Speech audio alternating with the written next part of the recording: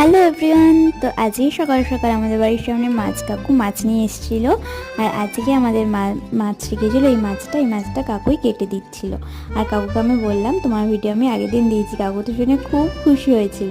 আর তারপরে ও একটু বাগানে বসে চিকেন পুড়িয়ে নিচ্ছিল, আর চিকেন পোড়াটা খেতে খুব ভালো হয়েছিল।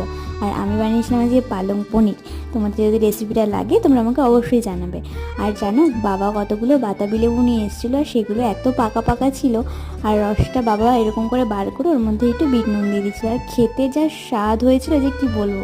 বাবা তো বুঝতেই আমাকে দিয়েছিল, আমি বুঝতেই পারিনি যে এটা কিসের রস, পুরো মৌসুমী লেবুর রস লাগছিল।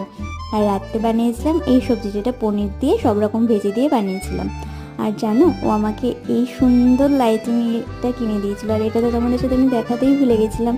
এটাও আমাকে কালী পুজোর সময় কিনে দিয়েছিল। আর এটা রাত্রিবেলায় জ্বালালে কত সুন্দর লাগে, তাই না? দেখা হবে নেক্সট ভিডিওতে। সাবস্ক্রাইব করে রেখো। বাই।